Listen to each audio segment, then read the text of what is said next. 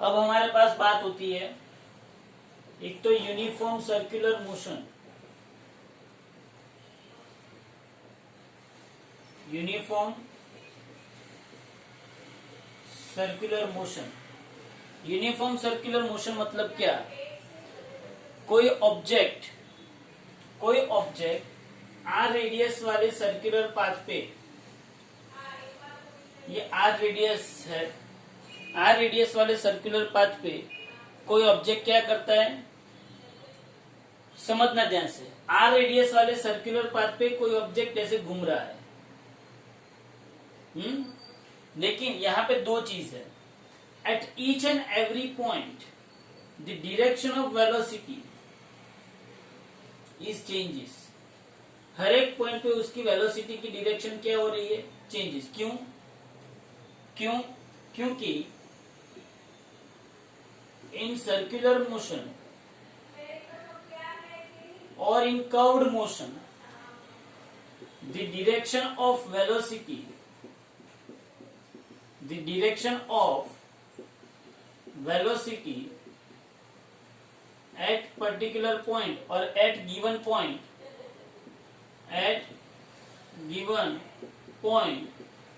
is in the direction of tangent at that point। ये आप सबको पता है। ओके तो टेंजेंट की डायरेक्शन में आप क्या करोगे, वेलोसिटी की डायरेक्शन बताओ। तो वेलोसिटी की डायरेक्शन चेंज हो रही है। ओके लेकिन ये यूनिफॉर्म सर्कुलर मोशन है, यहां पे हमने स्पीड क्या रखी है, स्पीड इज कांस्टेंट। स्पीड क्या रखी है हमने, कांस्टेंट। याद रखना यूनिफॉर्म सर्कुलर मोशन के अंदर जो एक्सेलरेशन आता है, एक्सेलरेशन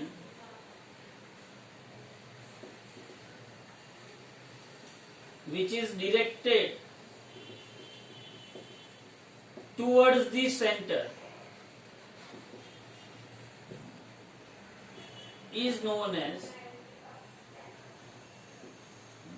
जो एक्सेलरेशन सेंटर की ओर लग रहा है हर एक पॉइंट पे, that acceleration is known as centripetal acceleration। Centripetal acceleration और सेंट्रीपिटल एक्सेलरेशन का याद करो। सेंट्रीपिटल एक्सेलरेशन का इक्वेशन क्या था, बोलो। सेंट्रीपिटल एक्सेलरेशन का इक्वेशन क्या था? सेंट्रीपिटल एक्सेलरेशन का इक्वेशन था A is equal to mv square by r. क्या था सेंट्रीपिटल एक्सेलरेशन का equation? A is equal to mv square by r. Okay अब यहां पे देखो, A is equal to AC is equal to mv square by r. यहाँ पे suppose कि कैपिटल आर रेडियस है, तो यहाँ पे आप क्या लिखोगे, कैपिटल। अब मैं आपको यहाँ पे जो थियरी करवाने वाला हूं, हम दो थियरी करेंगे। पहली थियरी है, बहुत ध्यान से समझना, इस चैप्टर की जो दो मोस्ट इंपोर्टेंट थियरी है। पहली थियरी उसमें से कि हम अगर सर्कुलर ट्रैक पे हम अगर स्पीड से जा रहे हैं, या तो हम मोशन कर रहे हैं कार से, या तो बाइक से, या तो साइकिल से, हम सर्कुलर ट्रैक पे मोशन कर, या तो हम टर्न ले रहे हैं। एट दैट टाइम जब हम टर्न लेते हैं, एट दैट टाइम ध्यान से समझना, हमारी एक मैक्सिमम सेफ स्पीड होनी चाहिए। अगर उस स्पीड से हम ज्यादा स्पीड तक गए, उस स्पीड की जो लिमिट है वो लिमिट हमने क्रॉस की, तो क्या होगा, हम आउटवर्ड डायरेक्शन के अंदर क्या हो जाएंगे, थ्रो हो जाएंगे। समझना ध्यान से। ये सबका एक्सपीरियंस है कि नहीं है, बोलो। सबका एक्सपीरियंस है ये कि फुल स्पीड में अगर हम टर्न लेते हैं तो हम जो सेंटर है, सेंटर की ऑपोजिट डायरेक्शन में हम थ्रो हो जाते हैं। ऐसा हो सकता है, हो सकता नहीं, होता ही है ऐसा। तो एक मैक्सिमम सेफ स्पीड होती है। हाँ आप लोग देखना, कोई ब्रिज आप लोगों ने देखा होगा कि जहां पे टर्निंग है, वहां पे देखना स्पीड लिमिट लिखी होती है कि 40, ऐसे 40 लिखा होता है। लिखा होता है कि नहीं लिखा होता है, बोलो हाँ कि ना। हाँ 40, 50, 20, कई जगह पे 10 भी लिखा होता है।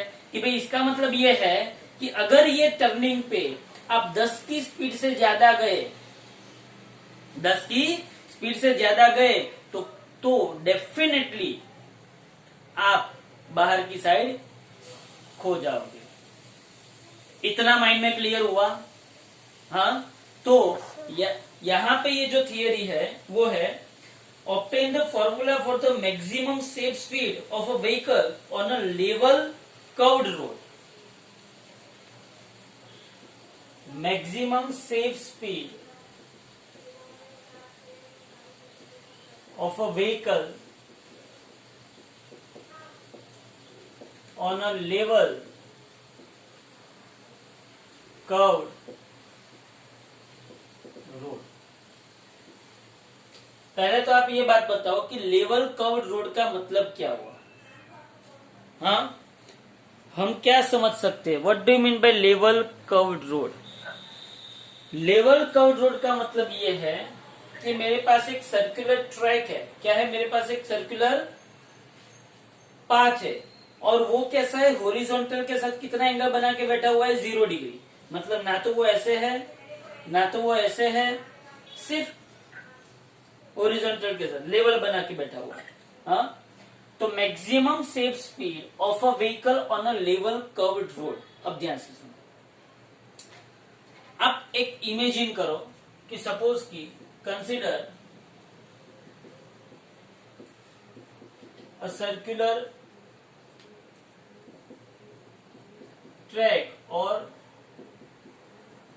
Road, circular track of radius small r. It is leveled road.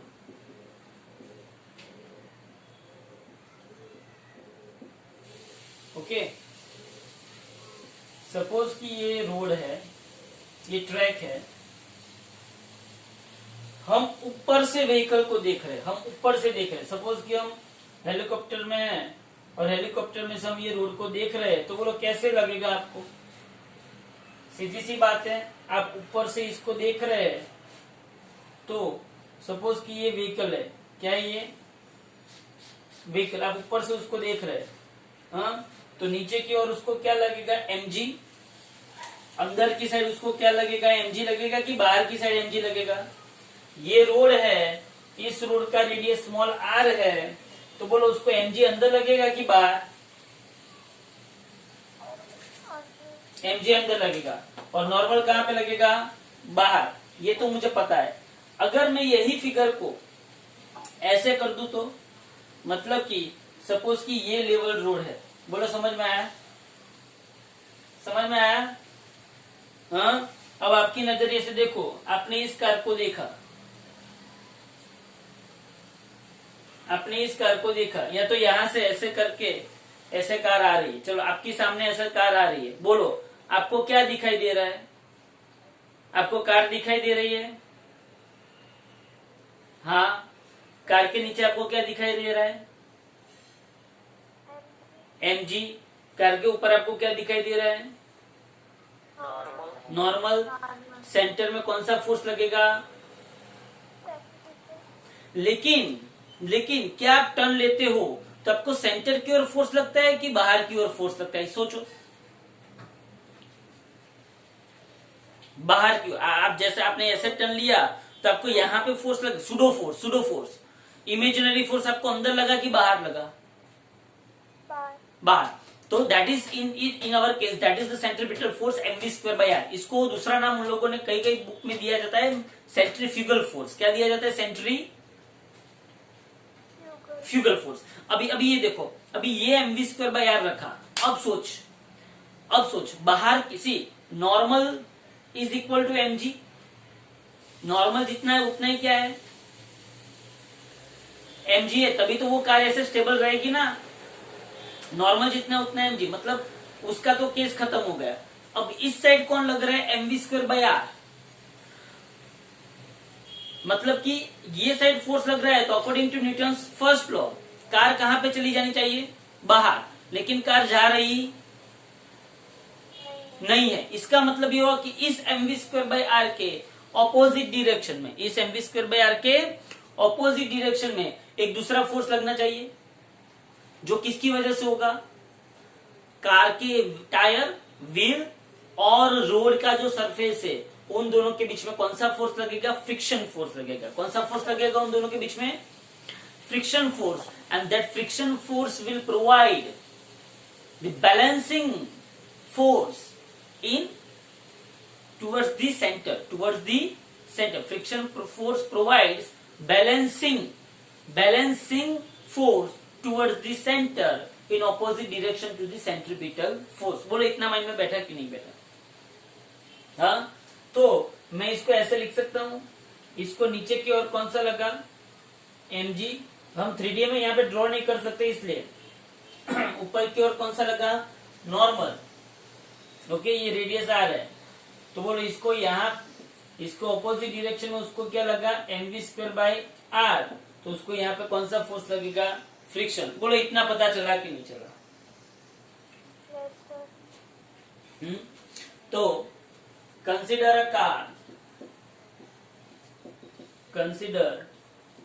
A car of mass m moving with speed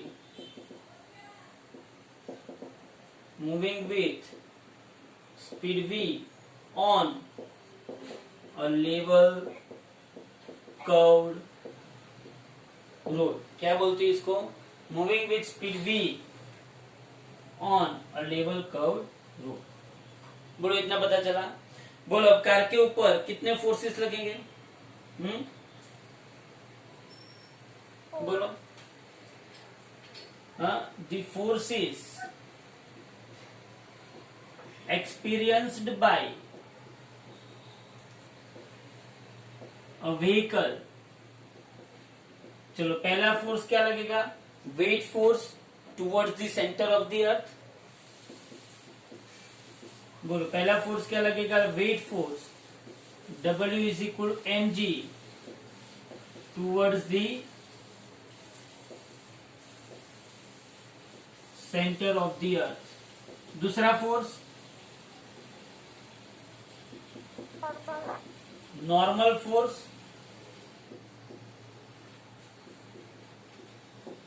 due to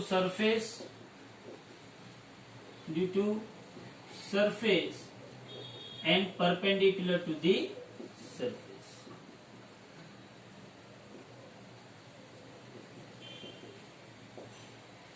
चलो तीसरा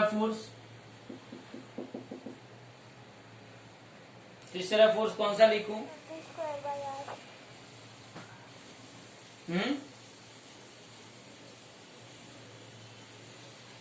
centripetal force.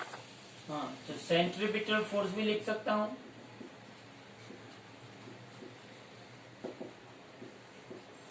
Centripetal force Fc = mv²/r। कौन सी डायरेक्शन में मैंने लिखा? Outward direction. और चौथा फोर्स में लिख रहा हूं friction force due to contact between wheel of car and road. ये फ्रिक्शन फोर्स क्या होगा? μSN होगा। फ्रिक्शन फोर्स क्या होगा? μSN। नाउ अब सोच, N = तो mg है, वो तो सबको पता चल गया। Now in vertical equilibrium car is, या तो now vehicle is in vertical equilibrium. अभी वर्टिकल इक्विलिब्रियम में है, तो इसका मतलब ये हुआ कि N = क्या हुआ? mg। ये तो आप सबको पता ही है, वर्टिकल इक्विलिब्रियम में, इसलिए N = क्या हुआ? mg। बट अगर व्हीकल को सेफली टर्न लेना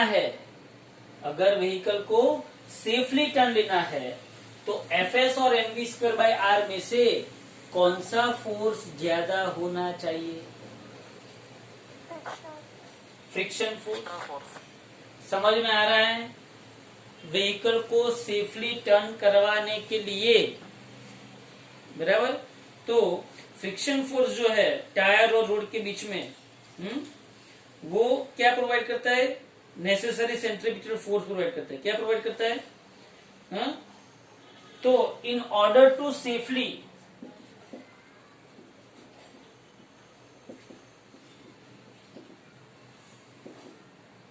turn on a curved path, the friction force must be greater than or equal to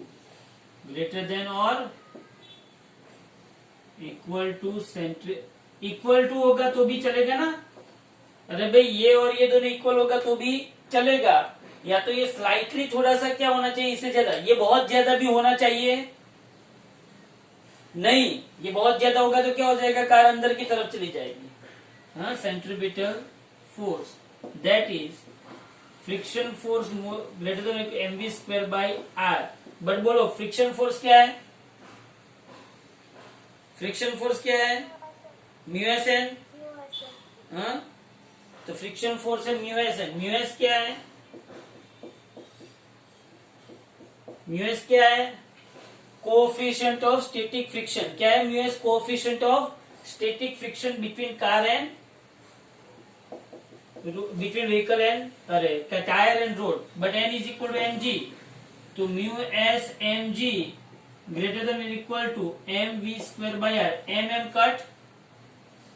mm cut तो बोलो क्या होगा? mu s rg greater than or equal to v square होगा। बोलो mu s rg greater than or equal to v square होगा कि नहीं होगा? होगा सर। तो इसका मतलब ये हुआ कि v square lesser equal to mu s r g. इसका मतलब क्या हुआ? चलो ये पोर्शन निकाल देता हूं। v square is lesser equal to mu s r g. इसका मतलब क्या हुआ? इसका मतलब ये हुआ कि v lesser equal to mu s r g. अब मुझे ये बताओ, क्या v की स्पीड का वैल्यू म्यू एस पे डिपेंड करता है, आर पे डिपेंड करता है और जी पे डिपेंड करता है? म्यू एस कॉन्स्टेंट है टायर और रोड के बीच में। हाँ, रेडियस कर्वेचर पाथ का फिक्स है, जी भी फिक्स है। तो रियलिटी में देखने जाओ तो mu s and g fix है, तो डिपेंड किस पे करता है? आर पे। क्या वो व्हीकल के मास पे डिपेंड करता है? क्या ये v का इक्वेशन व्हीकल के मास पे डिपेंड करता है? नो। इसका मतलब ये हुआ कि आप कोई भी सर्कुलर है तो कर्वेचर पाथ पे आप कार ड्राइव करते हो कि बाइसिकल ड्राइव करते हो कि ट्रक ड्राइव करते हो, कुछ भी ड्राइव करते हो, मैक्सिमम सेफ स्पीड हर एक ऑब्जेक्ट के लिए क्या आएगी? सेम आएगी। हाँ, it does not depends on mass of vehicle. Vehicle के मास पे कुछ डिपेंड करता नहीं है। माइंड में बैठ रहा है मैं जो बोल रहा हूं वो? अब मुझे तो ये v लेजर इक्वल टू, लेकिन अगर मैं ये लेस देन दूर कर दूं और इक्वल रख दूं तो ये v की जगह पे क्या आ जाएगा? सोचो, लेस देन दूर कर दूं तो बोलो, इसका मतलब देख, लेस देन तो है, मतलब v की स्पीड इससे क्या होनी चाहिए? कम। लेकिन अगर v की स्पीड इसके इक्वल ही होगी तो वो कितनी होगी? मैक्सिमम स्पीड होगी। हाँ, for maximum safe speed v maximum must be v square. Okay, v square maximum must be क्या होना चाहिए? म्यू एस आर जी। क्या होना चाहिए? म्यू एस आर जी। और अगर मैं v मैक्स लेता हूं, क्या लेता हूं मैं? v max is equal most time की रिलेशन क्या होना चाहिए? Under root mu s r g. Clear हो गया माइंड में? बोलो ये थियरी क्लियर हुई? क्या किया ये थियरी के अंदर? तो आप जब इंजीनियरिंग वर्क आता है ना, जब नहीं वो रोड कंस्ट्रक्ट करते हैं, तब वो लोग क्या करते हैं? वो ऑन पेपर म्यू एस की एक रेंज होती है, वो मैं आपको बताऊंगा। म्यू एस की रेंज लेते हैं, जी तो फिक्स ही है।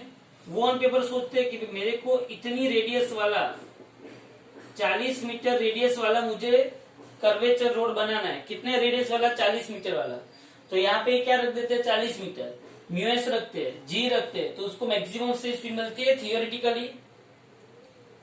हाँ, ये थियोरिटिकली मैक्सिमम स्पेस स्पीड मिलती है उसको। फिर वो मैक्सिमम स्पेस स्पीड थियोरिटिकल ले ली, फिर रोड बना दिया। ओके, अरे भाई हाँ के ना तो बोलो। और एक बार वो रोड पे क्या करेंगे, प्रैक्टिकली कार लेके जाएंगे और देखेंगे कि थियोरिटिकली जो मेरी स्पीड आई है उससे ये मैच होती है कि नहीं। डिफरेंस कितना होता है मालूम है, 2 से 3 डिजिट, मतलब यहाँ पे सपोज की मैक्सिमम सेफ स्पीड 20 आई है, तो प्रैक्टिकली क्या होगी, 19 या तो 22 होगी, उससे ज्यादा फर्क पड़ता नहीं है। तो तब जाके ये लोग वहां पे नहीं, वो खंबे पे लटका होता है वो कि 55 की स्पीड से चलो, 40 की स्पीड से चलो। देखा है कि नहीं देखा है? हाँ, तो वो तब डिसाइड होता है और बाद में वो लोग वहां पे ऐसा माइलस्टोन लगाते हैं। बोलो समझ में आया कि नहीं आया? हाँ सर आया। हाँ? Yes sir. मैं तो हर बार चेक करता हूँ मैक्सिमम सेफ स्पीड। ये अपना जो तरसाली वाला ब्रिज है, सोमा तालाब से तरसाली वाला जो ब्रिज है ना, वो एकदम कर्वेचर, तो मैं तो फुल स्पीड में जाने देता हूँ। और कट टू कट, मतलब 2-3 बार तो ऐसा हुआ है कि डिवाइडर के साथ टकरा ही जाता है, लेकिन मैं कट टू कट चेक करता हूँ कि मैक्सिमम सेफ स्पीड कितनी आती है। तो हर बार मेरी स्पीड मैक्सिमम सेफ स्पीड कि जैसे जिससे मुझे एक्सीडेंट ना होवे उतनी स्पीड मेरे को 41-42 की आती है। हर बार चेक करता हूँ। अगर मुझे वो 42 पता चल जाए, समझो आप, अगर मुझे वो मुझे पता चल गया कि हर बार मेरी कितनी आती है, 40-42 आती है, ओके, और मुझे वो पता चल गया, चलो मुझे वी मैक्स पता है, थियोरेटिकली मैं म्यूएस ढूंढ लूं, जी पता है, क्या मुझे वो जो ब्रिज है वहां पे जो ब्रिज बनाया हुआ है कर्वेचर, क्या मुझे वो ब्रिज जो है उसका मुझे रेडियस मिल जाएगा? ब्रिज का रेडियस मतलब जो कर्व है, कर्व, ब्रिज मतलब पूरा गोल नहीं है, समझो, पूरा सर्कल नहीं है, लेकिन वो जो कर्व है, वो कर्व का अगर मैं यहाँ पे इमेजिनरी डॉट लाइन ड्रॉ करूं तो मुझे रेडियस मिल जाएगा कि नहीं मिल जाएगा कर्वेचर का? ऐसे सब इंजीनियरिंग वर्क्स में ऐसे सब काम होते हैं। समझ में आ रहा है मैं जो बोल रहा हूँ वो? तो बोलो किसको मैक्सिमम सेफ स्पीड ना पता चली, क्या करना है आपको? नीचे की ओर क्या लगता है, mg, ऊपर की ओर क्या लगता है, n, left hand side friction, right hand side mv²। Reality में आप देखो तो ये ऐसे है, ऐसे कार आपकी ओर देखो, कार आई तो नीचे mg, ऊपर नॉर्मल, यहाँ पे फ्रिक्शन और यहाँ पे ऐसे टर्न ले रही है, यहाँ पे फ्रिक्शन और यहाँ पे mv²/r। इतना क्लियर हुआ? मैक्सिमम सेफ स्पीड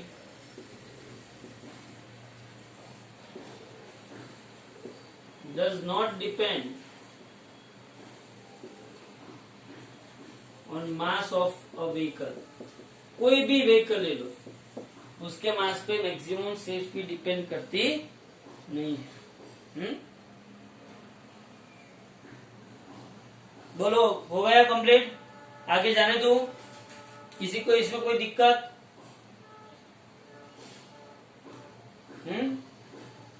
चलो, तो V मैक्सिमम याद रखना, mu s r g, under root mu s r g याद रहेगा। V maximum is equal to, कुछ किया नहीं है, ये f s is equal to mv²/r, तो f s is equal to mv²/r, f की जगह पे म्यूएस है, is equal to mv²/r, N की जगह पे mg, mm कट आपको मिल गया, v² is equal to under root mu s r g. इससे कम स्पीड से चलाओगे तो समझ लो, मैंने टर्न लिया, ये V मैक्स क्या कहना चाहता है, आप मैक्स टू मैक्स ये स्पीड तक चला सकते हो। उससे कम स्पीड से चलाओगे तो कोई प्रॉब्लम आएगा, उससे कम स्पीड से चलाओगे तो कोई प्रॉब्लम नहीं। इसलिए देखना सब लोग बोलते हैं कि टर्न जब लेना हो तब स्पीड क्या कर देनी चाहिए, स्लो, वो इसलिए बोलते हैं। ओके, चलो आगे बढ़ते हैं। इसके बाद की जो अब प्रॉब्लम ये हुआ, ध्यान से समझना, कि जब ये सब कैलकुलेशन करते थे और प्रैक्टिकली जब रोड का कंस्ट्रक्शन होता था, तब इस इक्वेशन से V मैक्स जो है, क्या है V मैक्स, क्या है V मैक्स जो मिलता था, वो स्पीड बहुत कम मिलती थी। हाँ, वो स्पीड कैसी मिलती थी, बहुत कम मिलती थी कि भाई मतलब तुरंत ही वो स्पीड अचीव हो जाए, मतलब सबको बहुत स्लो होना पड़ता था उस स्पीड पे। फिर कुछ दिमाग में आया और ये जो इंजीनियर्स थे उन लोगों ने कुछ एक और बात की, और वो बात क्या है कि ये जो लेवल कर्व्ड रोड है, आप कभी भी ऑब्जर्व करना, आप जहां पे भी जाओगे, क्या लेवल कर्व्ड रोड होते हैं, ऐसे रोड होते हैं। आप हाईवे पे कभी तो देखना, थोड़े से रोड क्या होते हैं, थोड़े से स्लाइटली टिल्टेड होते हैं, है कि नहीं। हाँ, उसको बोलते हैं बैंक्ड कर्व्ड रोड। क्या बोलते हैं उसको, banked maximum safe speed on a bank curve road. थोड़ा सा स्लाइटली मैंने क्या किया, उसको थोड़े से एंगल पे रखा हुआ है। तो सपोज कि मैंने थीटा एंगल वाला एक बैंक्ड कर्व्ड रोड लिया, ध्यान से समझना, कितना एंगल वाला लिया मैंने, थीटा, और उसके ऊपर मैंने एक व्हीकल रखा हुआ है।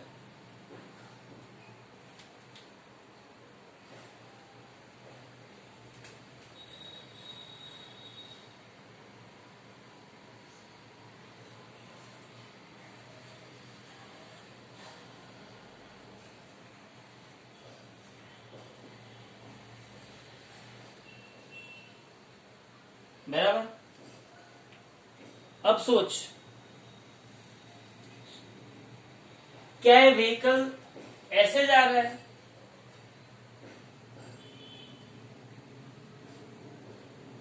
सोचो, क्या व्हीकल ऐसे जा रहा है,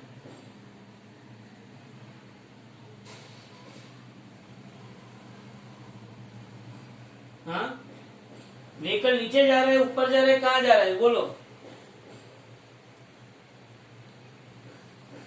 सीधा आ रहा है। हाँ, नीचे जा रहा है कि ऊपर,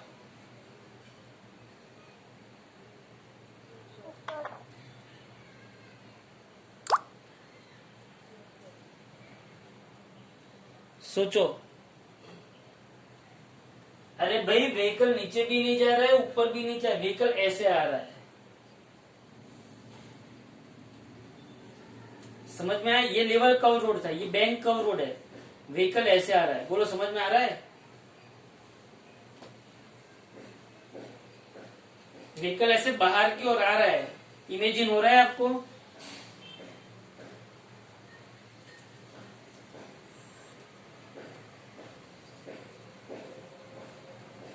व्हीकल ऐसे बाहर की ओर आ रहा है, समझो आप। ये रोड है, ये पहले लेवल कर्व रोड था, अब ऐसे रोड है, तो ऐसे व्हीकल आ रहा है। अगर ऐसे व्हीकल आता है तो नीचे उसको क्या लगेगा, एमजी लगेगा। एमजी कहाँ पे लगेगा, ऐसे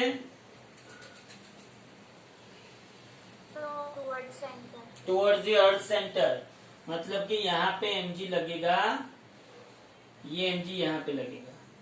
चलो, नॉर्मल फोर्स कहाँ पे लगेगा, जहां पे कांटेक्ट होता है ना, कांटेक्ट, उसके एग्जैक्टली परपेंडिकुलर क्या लगते हैं, नॉर्मल फोर्स लगते हैं। बोलो, पता चला।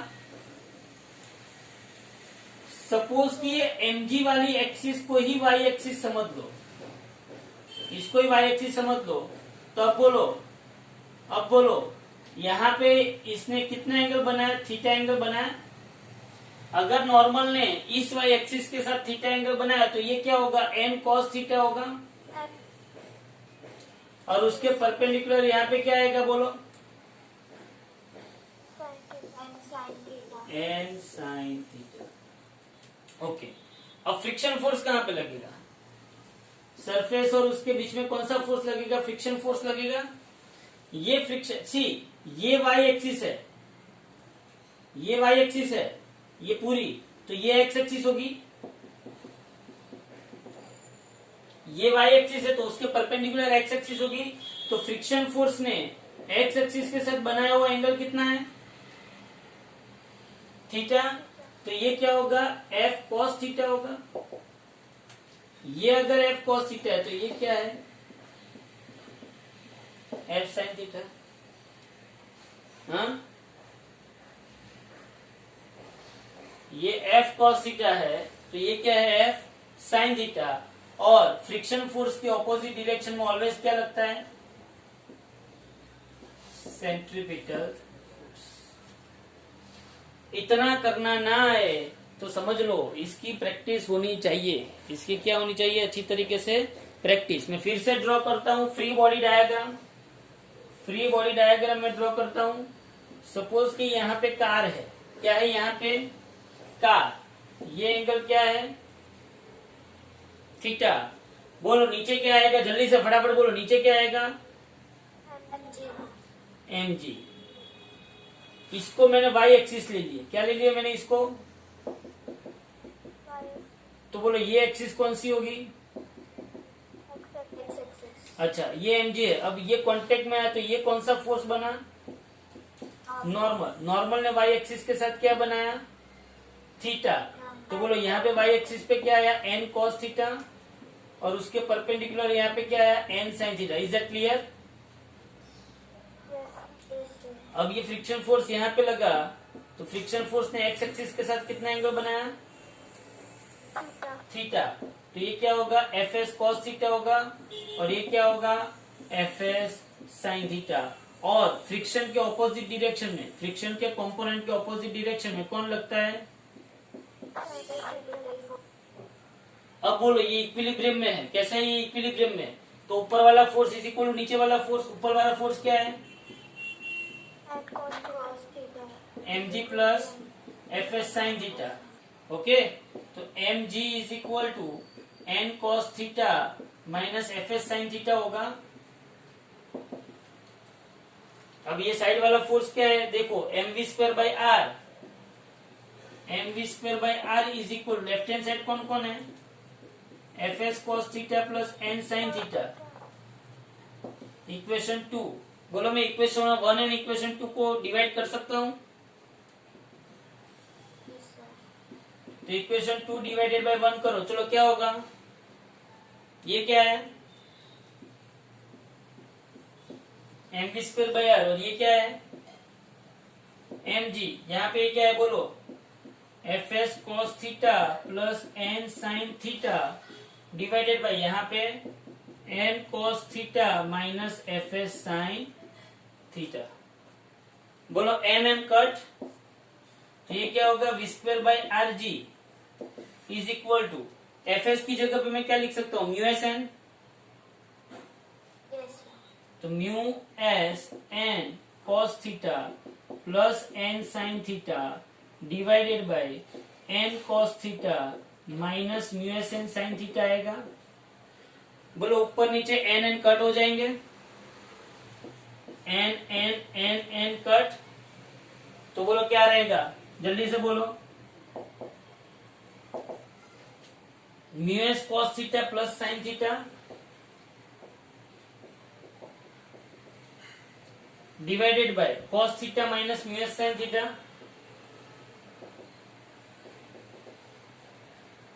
अब ऊपर नीचे दोनों को कॉस थीटा से डिवाइड करो,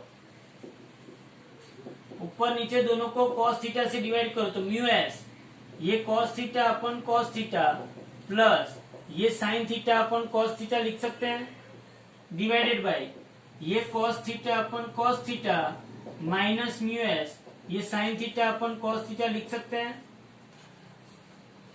बोलो समझ में आ रहा है, कॉस थीटा से ऊपर नीचे क्या किया, डिवाइड किया। अब बोलो ये V square by are G, ये mu S cos theta cut plus tan theta, ये कॉस थीटा कट, ये म्यू एस टेन थीटा। तो V maximum is equal to, ये आर जी यहाँ पे चला गया, हाँ, और स्क्वायर रूट आएगा mu S plus tan theta upon 1 minus mu S tan theta. बोलो सबको पता चला कि नहीं चला, ये मैं फिर से करवाने वाला हूं, लेकिन अभी पहले ये इक्वेशन वाइज पता चल गया, ये पता चला मेन तो, ये पता चले तो फिर कुछ नहीं है, एक्स एक्सिस के सभी फोर्स को इक्वेट कर दो, फिर वाई एक्सिस के सभी फोर्स को इक्वेट कर दो, तो आपको एक mg का इक्वेशन मिलेगा और एक mv² बाई आर का, दोनों को क्या कर दो, डिवाइड कर दो। डिवाइड करने के बाद एफ एस इज इक्वल क्या रख दो, म्यू एस एन हर जगह पे रख दिया, एन एन क्या हो गया, कट, एन एन कट हो गया, तो आपको ये इक्वेशन मिला। फिर ऊपर नीचे दोनों को क्या कर दो, किससे डिवाइड करो, कॉस थीटा से, कॉस थीटा से डिवाइड किया तो आपको 10 में इक्वेशन मिला, बात खत्म। बोलो पता चला कि नहीं चला? हाँ, अब इसके दो स्पेशल केस है। कितने स्पेशल केस है इसके? दो स्पेशल केस। क्या क्या? पहला केस, अगर थीटा 0 है, बोलो if theta is equal to 0, बोलो थीटा इज इक्वल टू 0 मतलब कौन सा रोड बना? थीटा इज इक्वल टू 0 मतलब कौन सा रोड बन गया? ये लेवल बन गया। अब बोलो tan 0 क्या होता है? tan 0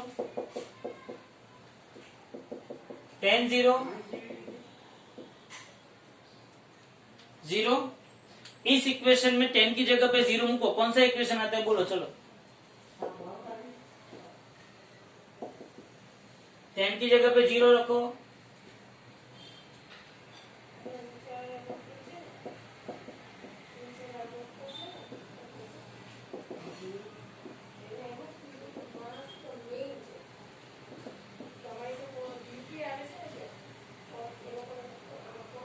बोलो आपको यहाँ पे क्या मिल गया? यहाँ पे आपको क्या मिल गया? लेवल रोड का इक्वेशन मिल गया। हाँ, और ये केस 1 है, और दूसरा केस क्या है? Case 1 theta is equal to 0 मतलब ये किसका इक्वेशन मिल गया आपको? लेवल रोड का इक्वेशन मिल गया। और केस 2 क्या कहता है? केस 2 क्या कहता है कि इफ सरफेस इज फ्रिक्शनलेस, तो बोलो म्यू एस क्या होगा? 0। और आप वही इक्वेशन में सब जगह पे म्यू एस 0 मुकोगे तो आपको ऑप्टिमम स्पीड मिलेगी। कौन सी स्पीड मिलेगी आपको? ऑप्टिमम स्पीड मतलब देखो म्यू एस 0 0 तो आपको सिर्फ क्या मिला? R G tan theta. Okay, तो ये हो गई हमारी दो मेन थियरी। हाँ,